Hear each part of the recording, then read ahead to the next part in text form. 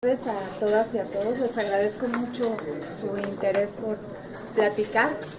Mi nombre es Melba Adriana Olvera Rodríguez, soy baja californiana y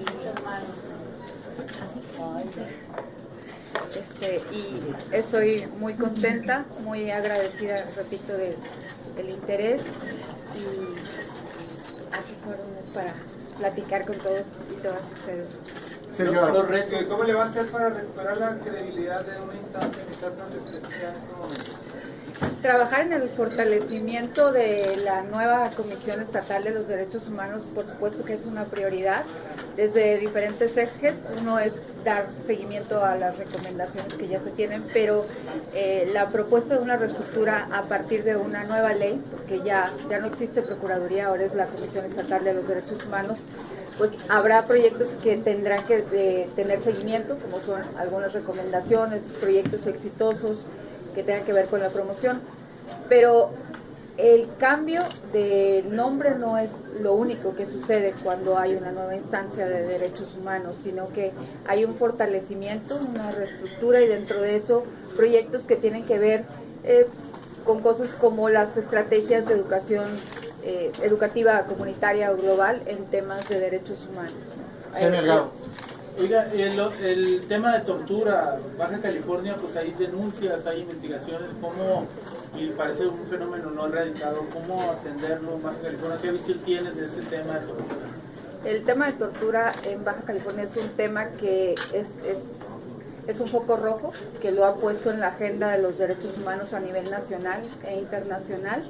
El tema de tortura ha llevado a que Baja California sea los primeros estados a nivel nacional que tienen el mecanismo contra la tortura. Hay que seguir trabajando en el mecanismo, fortalecerlo, pero sobre todo en las decisiones que se tomen en estos mecanismos, tanto el mecanismo de tortura como otros que habrán de instaurarse, tienen que contar con una participación activa de las organizaciones de derechos humanos, organizaciones de la sociedad civil. Gerardo. Licenciada Olvera, buenas tardes. ¿Va a investigar la gestión de su antecesor, bueno, el que será su antecesor, Arnulfo de León, luego de todas las irregularidades que se han señalado en esta? ¿Va a entrarle a investigar lo que hizo en su cargo Arnulfo de León? Por supuesto que tengo que conocer la estructura, los programas, los proyectos y la situación en general de la Procuraduría de Derechos Humanos, ahora Comisión. Cristian. Con relación al tema pendiente que fue San Quintino y las diferentes situaciones que se presentaron de violencia, ¿cuál fue la actuación de la comisión ahora en este sentido? Una comisión de derechos humanos estatal, nacional o una instancia internacional tiene varias funciones y esas funciones tienen que verse manifiestas en situaciones como la que se presentó en San Quintín. Es un catalizador de diálogo, pero también un catalizador fuerte de acuerdos. Es un mecanismo para buscar la justicia social y la paz. Trabajar en el tema de San Quintín es entender los derechos humanos como un tema integral, como un tema que no solo es de los jornaleros de San Quintín, que no solo son violaciones a sus derechos laborales. Hay que entender como una problemática social compleja que está afectando mucho a Baja California, pero como lo he dicho en otros espacios, que no es solo de Baja California, sino que es una situación que viven los jornaleros, las poblaciones migrantes, las comunidades indígenas en muchas partes de nuestro país, ¿no? Como es Matehuala, en San Luis Potosí, también en los campos de Coahuila, en Sonora. La Comisión Estatal de Derechos Humanos tiene que ir más allá de ser catalizador de diálogo para ser promotor de acuerdos eficaces, eficientes. Indira Mata. Licenciada, acaba de anunciar el una aprobación hoy mismo de una ley que reglamenta la Comisión Estatal de Derechos Humanos. Mi pregunta es, ¿no tendría que haberse consensado este tema? ¿No se desconocía de esa iniciativa que hoy pues lo retira a partir de su publicación? Yo creo que todas las decisiones que tienen que ver con la vida de los baja californianos tienen que contar con la participación de los y las baja californianas.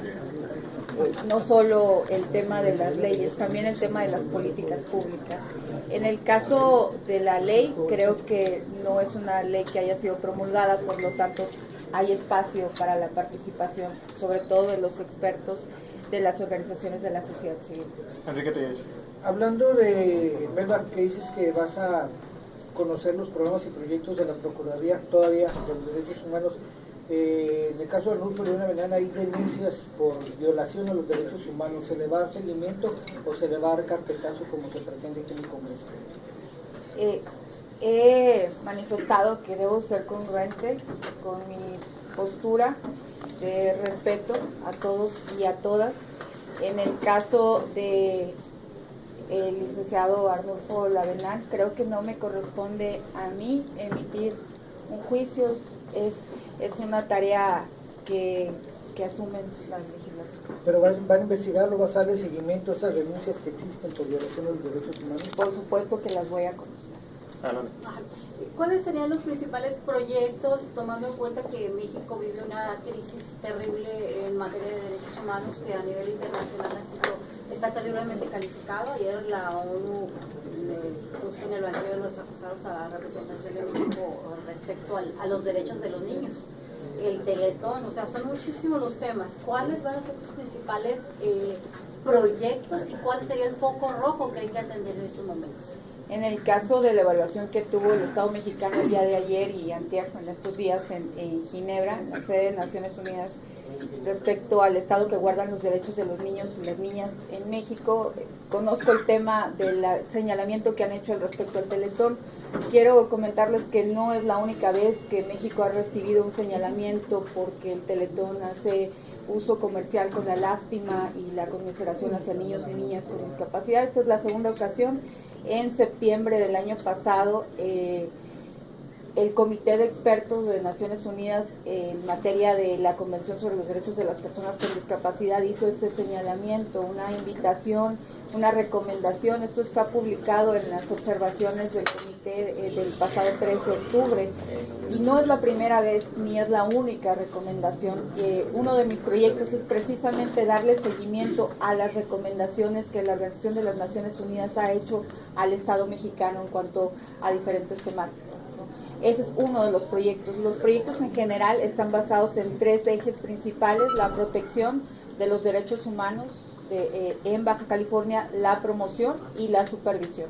En el tema de supervisión, a breves palabras les digo, el tema de la supervisión es el desarrollo de investigaciones, de informes temáticos, de informes generales sobre el estado que guardan los derechos humanos en Baja California. El tema de la protección será pues seguir en todo este proceso que es parte del trabajo de la Comisión Estatal de Derechos Humanos, del seguimiento a las quejas por presuntas violaciones a los derechos humanos, seguimiento a las recomendaciones y que en estos seguimientos a las recomendaciones se incluya a expertos de la sociedad civil organizada, ¿no? Y en el tema de promoción, que es algo a lo que le apuesto mucho, porque una de las causas por las cuales México vive una crisis de derechos humanos es la falta del conocimiento precisamente de las obligaciones y los derechos, ¿no? Es importante que en Baja California tengamos una cultura de respeto a los derechos humanos definitivamente, pero eso inicia con el conocimiento y apropiarse de los derechos, ¿no? En mi trabajo estará muy privilegiado el tema del empoderamiento de la sociedad civil, del empoderamiento a través del conocimiento de los derechos humanos. Un ser humano informado de sus derechos se convierte automáticamente en un autogestor de una cultura de respeto a la dignidad humana.